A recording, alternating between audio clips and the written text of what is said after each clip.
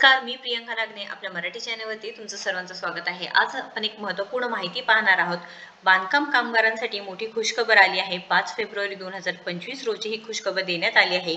जर तुम्ही बांधकाम कामगार म्हणून असाल तर तुमच्यासाठी ही अपडेट अतिशय महत्त्वपूर्ण असणार आहे। त्यामुळे नक्कीच हा व्हिडिओ संपूर्ण शेवटपर्यंत बघा।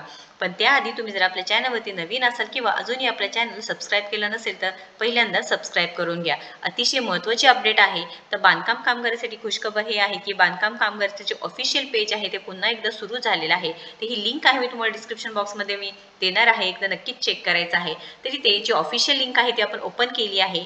mahabocw.in या लिंकवरती गुगलवरती टाकल्यानंतर ही लिंक ओपन होऊन जाणार आहे। ही वेबसाईट पेज आहे, तुमच्या समोर दिसत आहे स्क्रीनवरती, तुम्ही पाहू शकता। Maharashtra building and other construction worker welfare board म्हणजेच महाराष्ट्र इमारत व इतर बांधकाम कामगार कल्याणकारी मंडळ ही जी वेबसाईट आहे पुन्हा एकदा सुरू झाली आहे। नव्याने नोंदणी नूतनीकरण अर्ज संगणक प्रणालीवर सादर करण्याकरिता संबंधित बांधकाम कामगारांनी आपल्या मूळ कागदपत्रासह जे जवळच्या तालुका कामगार सुविधा केंद्रात उपस्थित राहावे हे सुद्धा सांगितलं आहे। तरी ते काय माहिती आहे ते पाहून घेऊया। मंडळाच्या आदेशानुसार दिनांक 5 फेब्रुवारी 2025 पासून तालुका सुविधा केंद्रात डेटा एंट्रीचे काम बंद करण्यात येत आहे। बांधकाम कामगार आपले नोंदणी नूतनीकरण व लाभाचे अर्ज ऑनलाईन पद्धतीने आपल्या सोयीच्या जागेवरून भरू शकतील। अर्ज भरल्यावर कागदपत्राच्या पडताळणीसाठी कामगारांना आपल्या सोयीची तारीख निवडावी लागेल। 6 फेब्रुवारी 2025 पासून ह्या तारखा निवडण्याची सुविधा दिलेली आहे। निवडलेल्या तारखेस मूळ कागदपत्रासह निवडलेली सुविधा केंद्रावर हजर राहावे लागेल।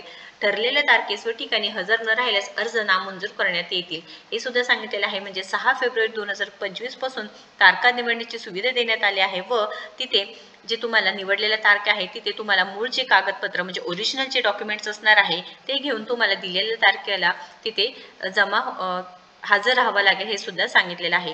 लाभाच्या कागदपत्राच्या पडताळणीसाठी जागा व तारीख निवडण्याबाबत हे कसं करायचं आहे तर ज्या लोकांनी IWBMS प्रणालीमध्ये कागदपत्रांच्या पडताळणीसाठी अगोदरच तारीख घेतली आहे त्यांची ती तारीख रद्द करण्यात आली आहे। तर ज्या लोकांनी ऑलरेडी तारीख घेतली आहे तर ते तारखा रद्द करण्यात आली आहे सांगितलेलं आहे। आता ते कामगार भरलेल्या लाभाच्या अर्जाच्या कागदपत्राच्या पडताळणीसाठी दिलेल्या लिंकवरून नवीन तारखा निवडू शकता।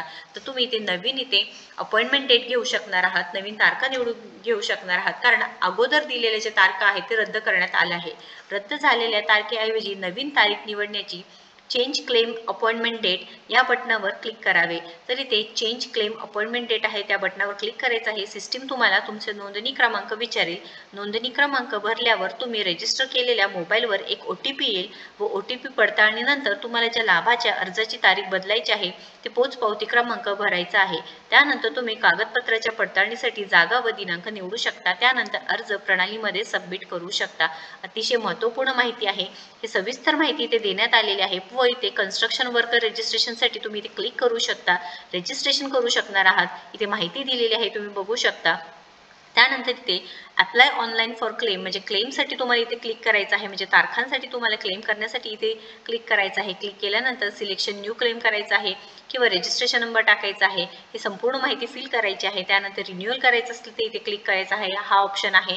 Change appointment date for claim, appointment date change करायचं आहे, याच्यावर क्लिक करायचं आहे। Update your construction worker registration वर्करसाठी अपडेट करायचं असेल आहे।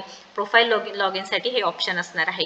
अतिशय महत्त्वाची अपडेट आहे, कारण बांधकाम कामगारांसाठी पुन्हा एकदा ही वेबसाईट सुरू झालेली आहे। पण नवीन नोंदणी करण्यासाठी तुम्हाला संबंधित इथे जवळच्या तुम्हाला तालुका कामगार सुविधा केंद्रावरती जाऊन उपस्थितीत राहून तुम्ही प्रणाली सादर करण्याकरिता इथे उपस्थित राहावे लागेल हे सुद्धा माहिती दिलेली आहे।